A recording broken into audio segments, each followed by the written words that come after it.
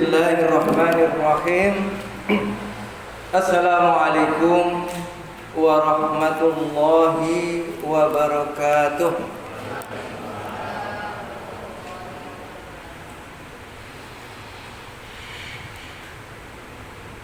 Alhamdulillah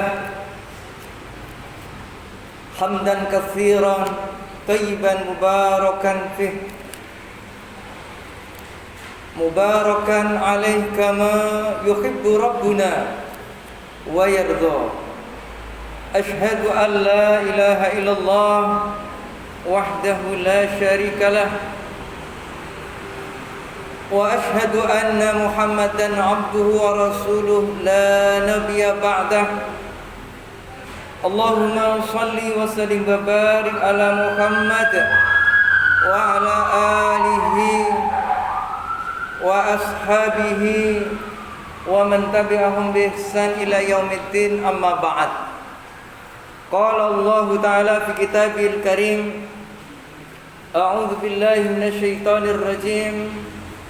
Ya ayyuhalladzina amanu taqullaha haqqa tuqatih wa la tamutunna illa wa antum muslimun.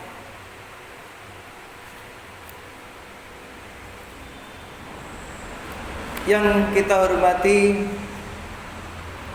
Ibu Direktur Rumah Sakit Khadijah, yang kami hormati semua staf karyawan Rumah Sakit Siti Khadijah, dan juga yang kami hormati seksi kerohanian.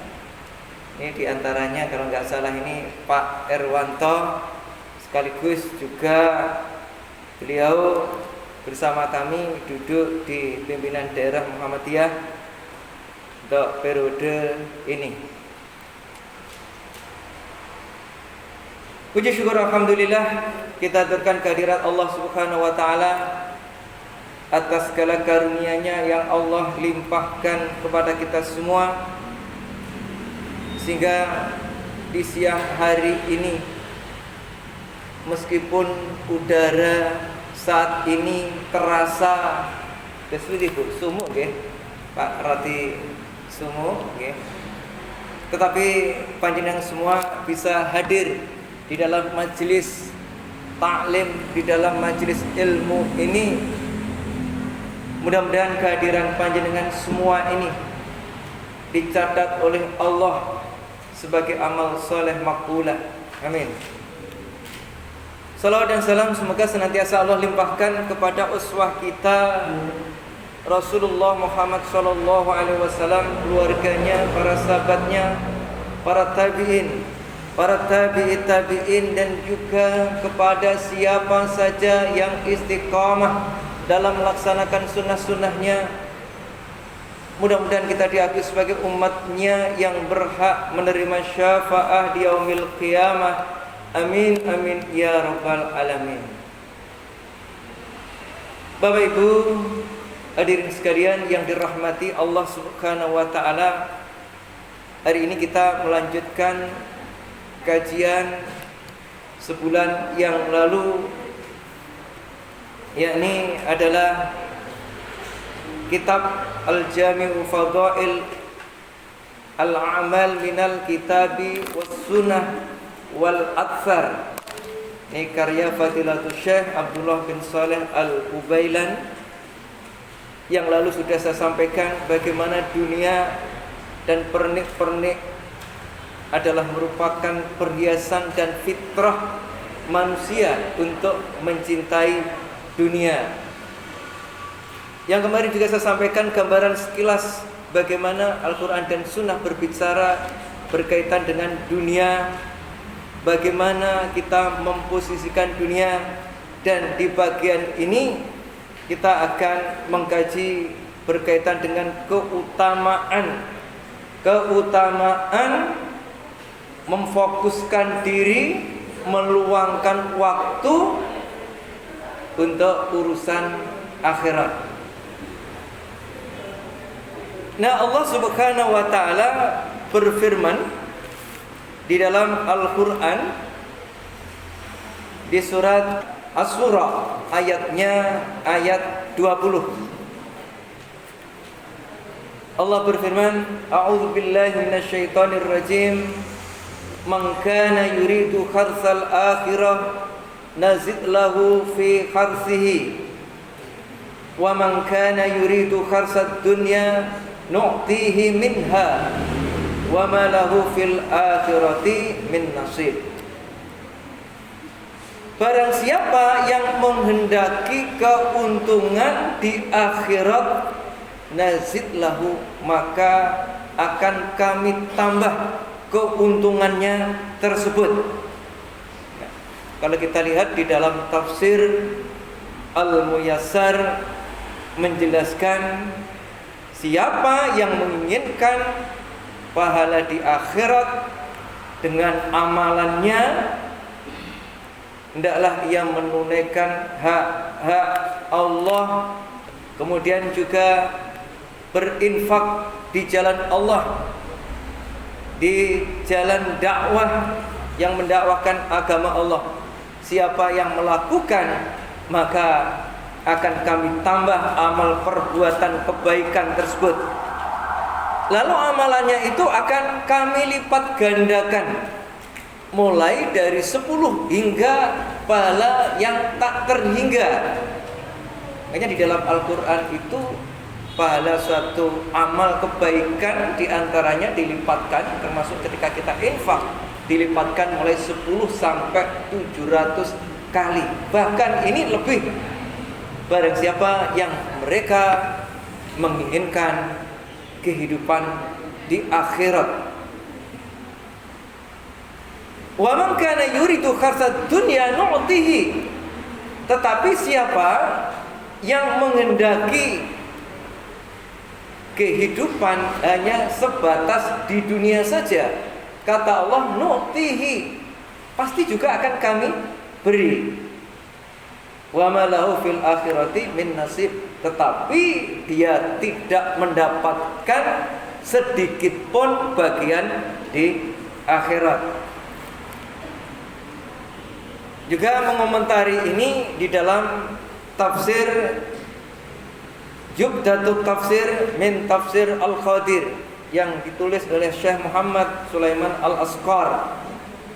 Beliau menjelaskan, barang siapa yang menginginkan pahala di akhirat dengan amal perbuatannya, maka Allah akan lipat gandakan baginya setiap kebaikan, maka akan dilipat gandakan 10 hingga sampai 700 kali lipat. Juga Allah akan memberikan taufik dan pertolongan serta memudahkan untuk amalan berikutnya. Tetapi siapa yang menghendaki keuntungan hanya sebatas di dunia saja, yang dipikirkan hanya dunia, untuk kehidupan dunia, dan akhirat tidak pernah dipikirkan, ya, maka dia itu tidak akan mendapatkan bagian di akhirat. Jadi diberikan sebagian saja di dunia, dia penuhi, tetapi di akhirat ia tidak akan mendapatkan bagian. Nah, kemudian juga di dalam surat Al-Ankabut, Al-Ankabut ayat 69, Allah Subhanahu wa taala berfirman, walladzina jahadu fina lanahdiyannahum subulana wa innallaha la ma'al muhsinin. Siapa orang-orang yang berjihad bersungguh-sungguh dalam rangka untuk mencari keridhaan kami, keridhaan kami, lanahdiyannahum, maka sungguh benar-benar akan kami berikan petunjuk kepada mereka. Ini dijelaskan di dalam tafsir Al-Madinah Al-Munawwarah Markas Ta'zimul Quran di bawah pengawasan Syekh Profesor Dr. Imad Zuhair Hafid, Profesor Fakultas Al-Quran di Universitas Islam Madinah. Beliau menjelaskan, orang-orang yang berjuang menegakkan hak kami demi tersebarnya agama Islam, maka sungguh kami akan tunjukkan kepada mereka jalan-jalan kebaikan, dan mereka akan mendapatkan keridhaan Allah di dunia dan di akhirat. Wa innallaha la ma'al muhsinin, sesungguhnya Allah beserta orang-orang yang berbuat kebajikan. Nah, ayat-ayat inilah yang memberikan motivasi kepada kita untuk senantiasa berkhidmat, agar kita berkhidmat untuk meluangkan waktu kita untuk mengkonsentrasikan diri kita terhadap urusan akhirat. Bapak Ibu sekalian yang dirahmati Allah Subhanahu wa taala. Nah, kemudian ketika turun ayat ini di dalam Al-Qur'an surat Asy-Syura ayat 20 tadi, lantas kemudian Abu Hurairah radhiyallahu an, beliau membawakan suatu hadis qudsi bahwa Allah Subhanahu wa taala berfirman, qala Rasulullah sallallahu alaihi wasallam, yaqulu rabbukum ya ibnu Adam tafarraq li ibadati. Kata Allah Subhanahu wa taala, wahai manusia, wahai anak Adam, tafarruq li ibadati, berkonsentrasilah untuk beribadah kepadaku. Luangkan waktumu untuk beribadah kepadaku. Kalau kamu melakukan ini, mau meluangkan waktu untuk beribadah kepadaku, maka janji Allah, amla'u qalbaka ghinnan, maka niscaya akan aku penuhi di dalam hatimu ghinnan, kekayaan, kecukupan. Jadi kalau Allah itu sudah memberikan suatu kecukupan, ya, baik kecukupan dalam arti materi segalanya sudah terpenuhi, maupun kecukupan non materi atau kecukupan rohani batin kita, justru itulah yang sangat terpenting. Orang secara materi segalanya tercukupi, belum tentu rohaninya pun juga akan merasa tercukupi atau kaya atau berkecukupan. Makanya kalau kita lihat kenapa pejabat-pejabat yang mereka meskipun dalam materinya sungguh sangat cukup, bahkan berlebihan, karena tidak ada unsur dasar iman, tidak ada unsur ketakwaan, maka yang terjadi apa? Yang terjadi dia akan melakukan perbuatan-perbuatan untuk mengambil barang, untuk mengambil sesuatu, atau melakukan praktek korupsi dan seterusnya. Bukankah dalam dirinya itu sesungguhnya cukup? Berbagai macam fasilitas yang ada, ya, rumah yang bagus, kendaraan mewah dan sebagainya sudah tercukupi. Tetapi ketika hatinya tidak cukup, hatinya tidak kaya atau hatinya miskin, maka akan terjadi praktek-praktek korupsi ini. Korupsi ini terjadi ketika hatinya miskin dari iman dan ketakwaan. Kemudian lantas Allah berfirman di dalam hadis qudsi, di samping itu orang yang beristiqamah, yang meluangkan waktunya untuk beribadah kepada Allah, maka kata Allah, amla'u yadaka rizqan, maka Allah akan memberikan tangannya itu, dengan tangannya itu rizqan, akan Allah berikan rezeki. Jadi Allah memberikan suatu rizki kepada mereka, orang yang istiqomah meluangkan waktunya untuk beribadah Apakah ibadah dalam arti ibadah melaksanakan perintah-perintah Allah berupa sholat, ataupun juga melakukan amal-amaliyah seperti pada hari ini, yakni kita mengadakan taklim. Ini adalah merupakan bentuk dari kita meluangkan waktu untuk beribadah kepada Allah Subhanahu wa ta'ala. Allah akan berikan rizki dari tangannya nantilah, maka usaha-usahanya bisa lancar. Nah, ternyata ada hubungannya. Kesuksesan seseorang itu berhubungan juga dengan ketakwaan seseorang. Manakala takwa beribadah kepada Allah, maka Allah menjanjikan di dalam surat Tolak ayat 2, ayat 3 dan ayat 4 itu Allah berfirman, "Wa may yattaqillah yaj'al lahu makhraja wa yarzuqhu min haitsu la yahtasib." Barang siapa bertakwa kepada Allah, yaj'al lahu, maka Allah akan menjadikan baginya makhraja, jalan keluar. Jadi Allah yang menanggung berbagai macam persoalan ketika ada masalah keluarga, ketika ada masalah di tempat kerjanya, serta masalah-masalah yang lain dalam kehidupan rumah tangga.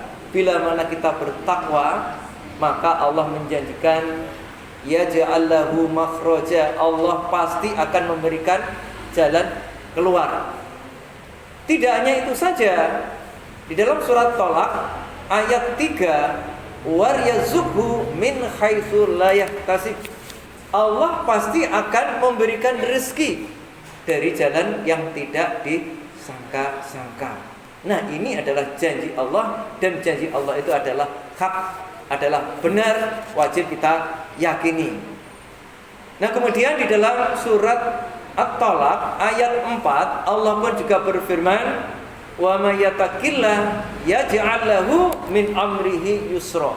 Siapa yang bertakwa kepada Allah, maka Allah akan menjadikan baginya berbagai macam urusan perkaranya yang kalau menurut akal tidak bisa diselesaikan, ternyata ketika Allah menghendaki kemudahan, maka segala persoalan akan mudah diselesaikan.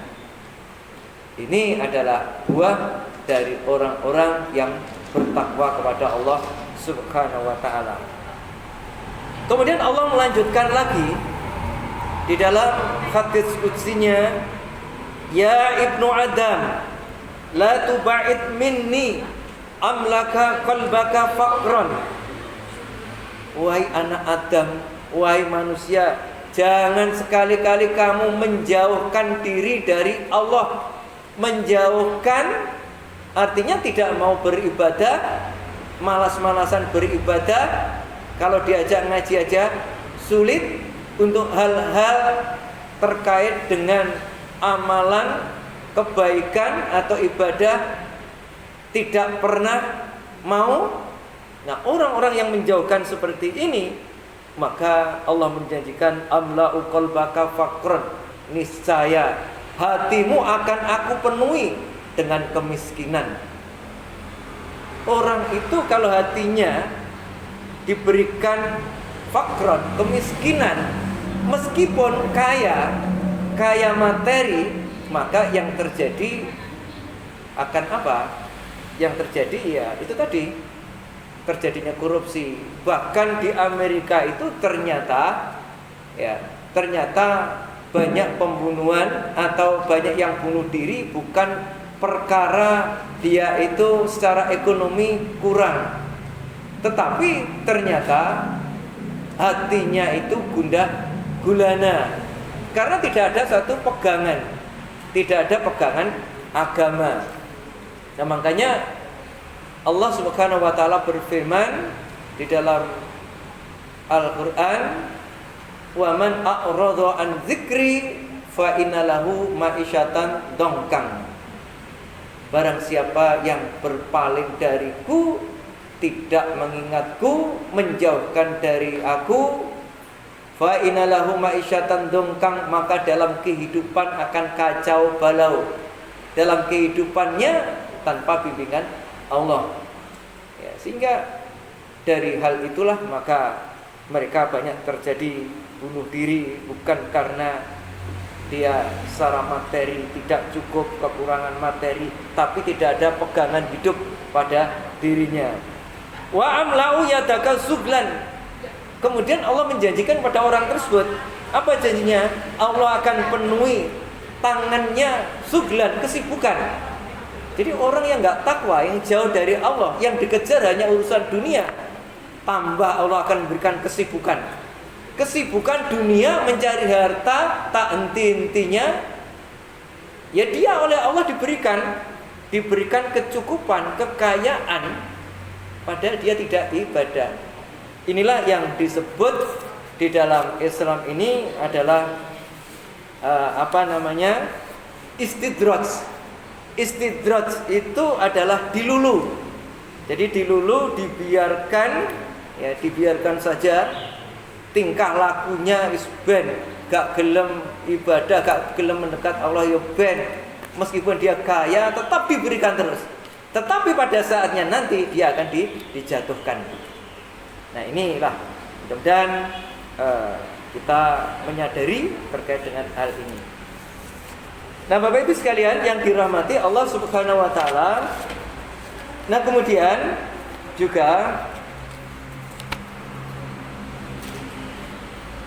di dalam hadis yang diriwayatkan dari Barak wa anil Abi Darda qala Rasulullah sallallahu alaihi wasallam ma tala'at samsun qattun ila bu'itha bi jambaiha malakani. Jadi di dalam hadis sahih ini yang diriwayatkan oleh Imam Ahmad, dan tidaklah terbit matahari ila bu'itha bi jambiha malakani, maka di sampingnya itu ada dua malaikat. Jadi tidaklah terbit matahari kecuali di sampingnya itu ada dua malaikat. Yunadiyani yusmi'ani.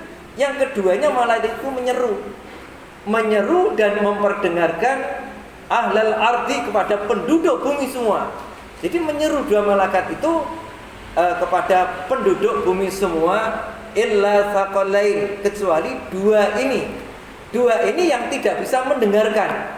Siapa yang tidak bisa mendengarkan atau disebut thaqalain? Ya ini ada jin dan manusia, tidak bisa mendengarkan seruan dua malaikat itu. Nah seruannya apa? Isinya di dalamnya adalah hallumu ila rabbakum, bersegeralah kamu menuju Rabb kamu. Fa inna ma qalla wa kafa khairun, karena sesungguhnya rezeki yang sedikit tetapi cukup, rezeki sedikit cukup, khairun itu lebih baik, mimma kasural ardi mimma kasura wa anha, daripada rezeki banyak tetapi menjadikan orang lalai. Maksudnya dua malaikat itu menyerukan bahwa rezeki yang sedikit cukup itu lebih baik daripada rezeki banyak tapi lalai dalam beribadah kepada Allah. Dan itu disuruhkan oleh dua malaikat. Tetapi kita tidak pernah mendengar. Jin dan manusia tidak pernah mendengar. Tetapi makhluk selain dari keduanya bisa mendengarkan seruan daripada malaikat ini. Ini bisa kita bayangkan. Andaikan kita andaikan manusia mampu untuk mendengarkan seruan dua malaikat ini, kira-kira manusia itu akan tobat, manusia itu akan memperbaiki dirinya, sehingga orang-orang yang kafir, orang-orang yang jauh dari Allah, ya, orang-orang yang berbuat maksiat, kira-kira dia akan meninggalkan kemaksiatan tersebut. Nah kemudian juga wala abad syamsun, dan tidaklah tergenam, maknanya adalah gharabat, dan tidaklah tenggelam atau terbenamnya matahari illa bu'itsa bi jambataiha, kecuali tenggelamnya itu didampingi oleh dua malaikat yunadiyani, yang mereka menyeru, yusmi'ani, dan memperdengarkan kepada ahlal ardi illa saqalain, kecuali dua, yakni yang tidak bisa mendengar, jin dan manusia. Lantas apa isinya? Ketika tenggelam tadi, malaikat mengatakan, Allahumma abzi munfikon khalfan, ya Allah, segerakan beri ganti kepada orang yang gampang memberikan infak. Jadi ketika kita memberikan infak, sedekah misalkan untuk Palestina, saudara-saudara kita di sana itu sedang dibantai. Apa yang harus kita lakukan? Di antaranya adalah membantu ya semampunya. Tatkala kita mengeluarkan seperti itu, ternyata dua malaikat menyeru, ya Allah, segera beri ganti kepada orang yang munfikon, yang memberikan infak. Jadi luar biasanya ketika kita berinfak, ternyata ada makhluk Allah yang mendoakan agar segera diganti.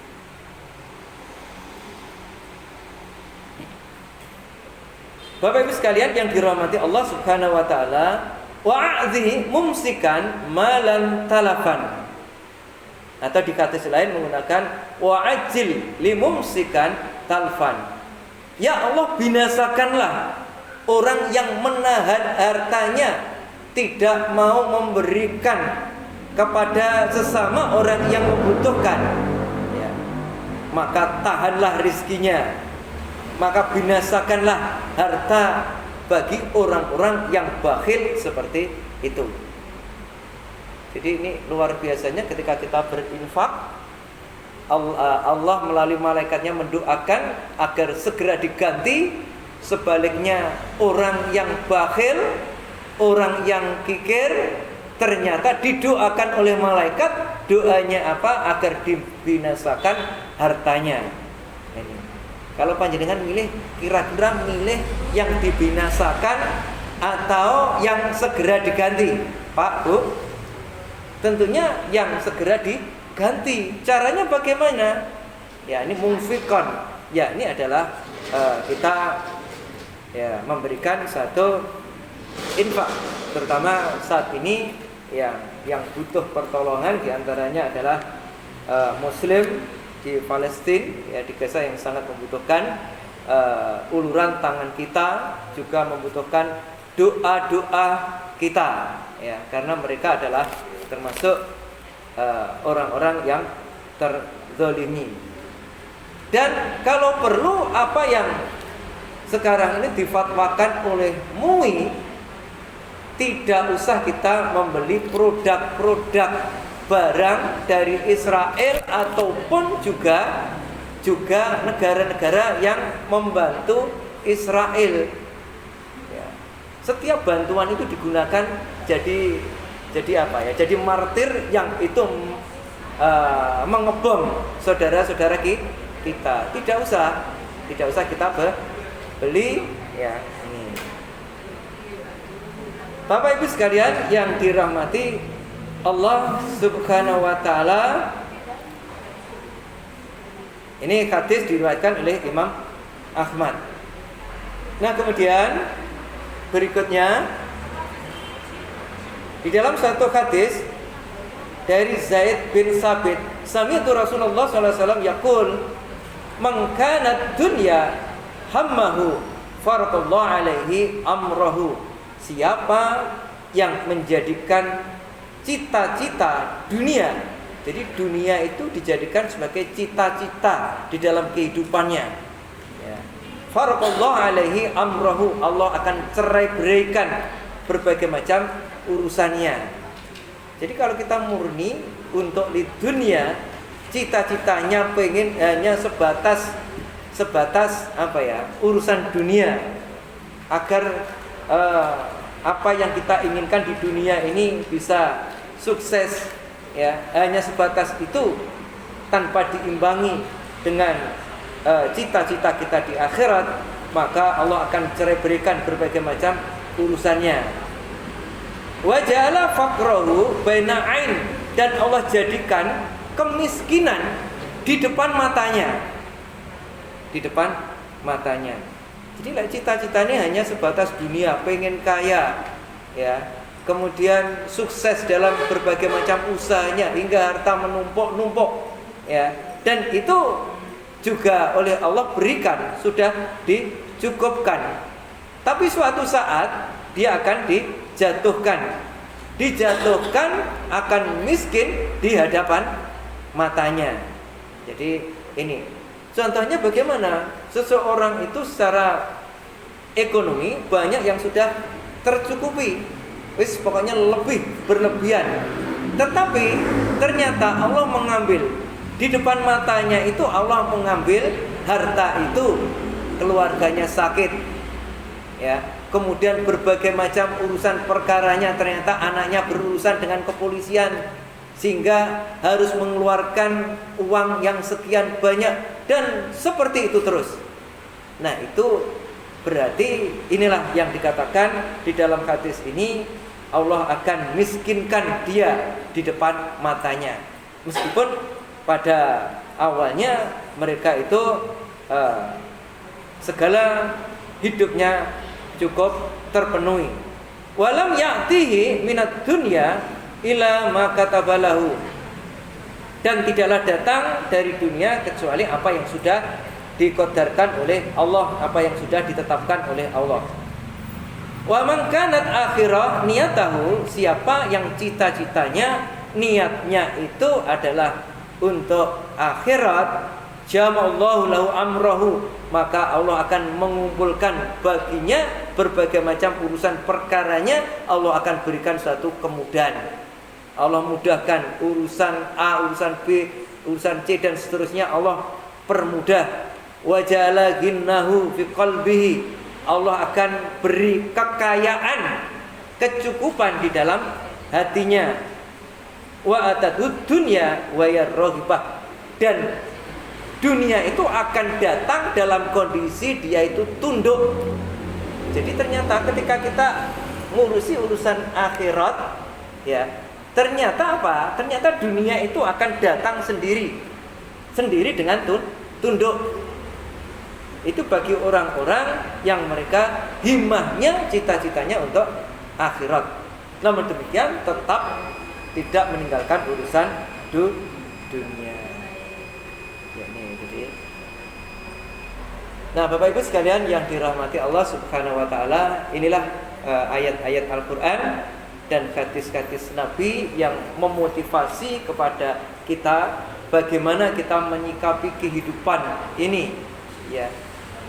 Jadi mendahulukan kepentingan akhirat atau menyeimbangkan antara kehidupan akhirat dengan dunia itu adalah merupakan hal yang seharusnya kita lakukan. Jangan sampai dunia yang hanya dikejar, akhirat ditinggalkan.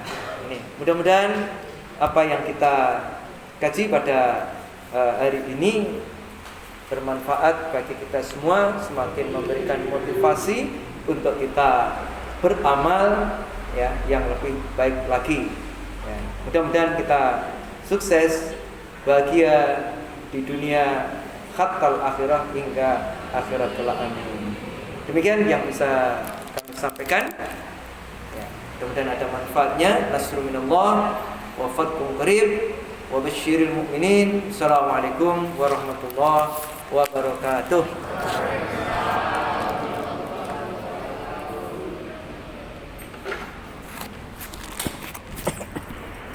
Sampaikan